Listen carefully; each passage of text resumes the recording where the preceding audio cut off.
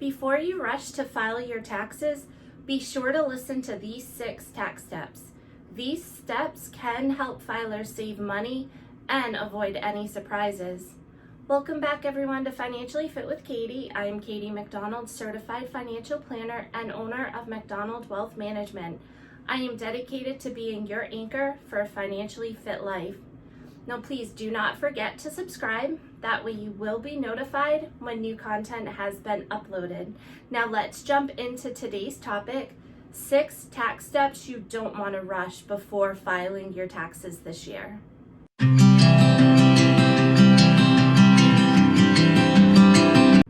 As tax season is in full swing, there is plenty that you can do to plan ahead and prepare before filing your taxes. I'm going to go through 6 steps that are designed to help tax filers save money and avoid surprises when filing their taxes this year. So first off, you're going to want to figure out what your filing status is. Will you be filing single or jointly this tax year? Now, for a lot of individuals, that's going to be a very easy question and you're going to know.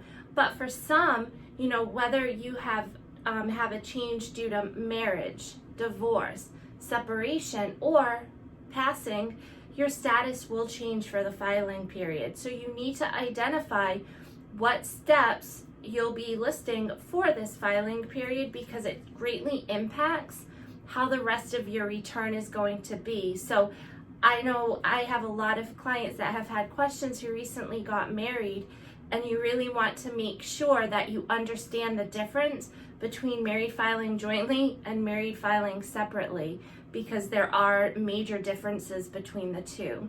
So next, you're going to want to consider the CARES Act changes that happen. So several benefits offered to families and businesses through the CARES Act will warrant tax changes for the 2020 tax year. So many of these changes, they will depend on your personal and business circumstances.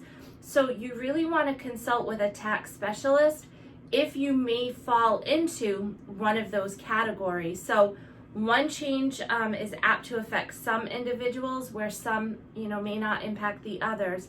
One change does allow filers to take a standard deduction and also take a deduction of $300 towards charitable contributions, which normally wouldn't happen unless you were itemizing. So you want to keep that in mind when calculating the difference between a standard and itemized deduction.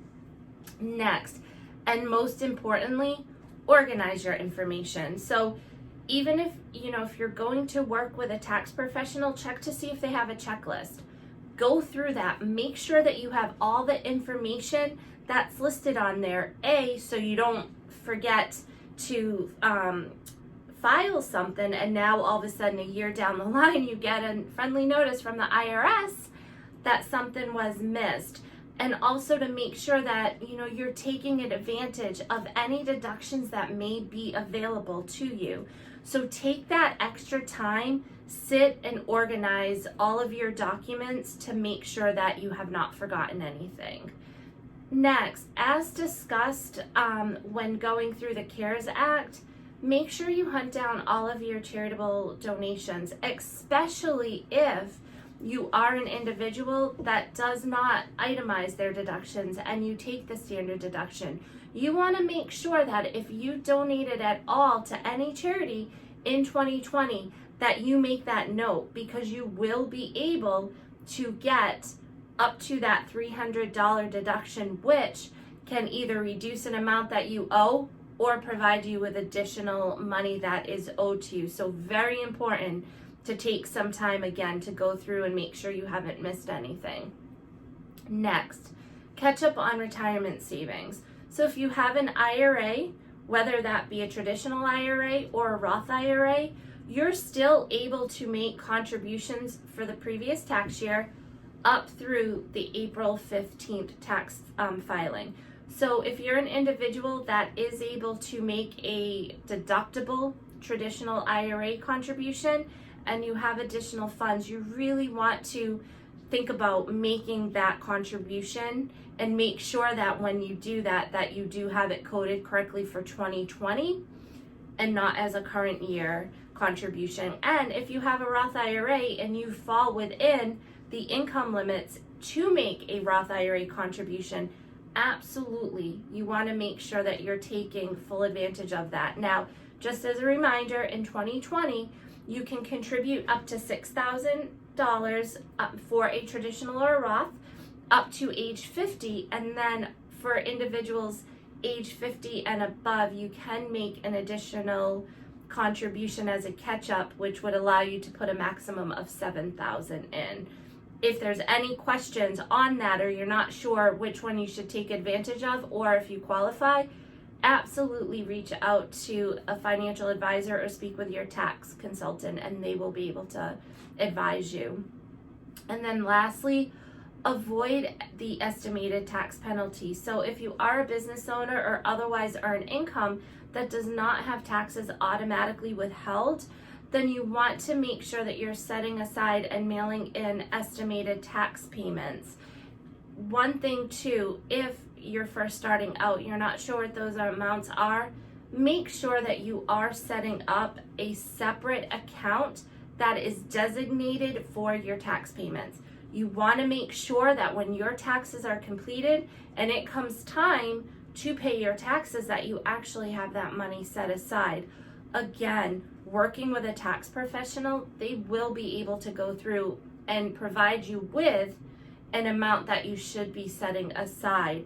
Now, if you are not a business owner and you have W-2 income, you could still fall into a trap where you might actually owe additional taxes without knowing that you do. And some of the reasons why this could happen could be higher interest, higher dividends, alimony. Maybe you have separate self-employed income aside from your W-2, capital gains, any type of prizes or awards. So absolutely be sure to take time out. Make sure that you have an understanding of what's coming in, especially when it comes in terms of taxes. And again, double check that checklist that you have, and more importantly, contact a trusted tax professional who can help you maximize all of the deductions that you have available to you. Especially, we're all busy individuals, and if that's not your expertise, absolutely make sure that you reach out to somebody, because you don't want to leave any deductions or any money on the table that may be available to you. So I hope that you found these tips helpful, whether one or all of them. If there's someone that you know that could benefit from this, share this video.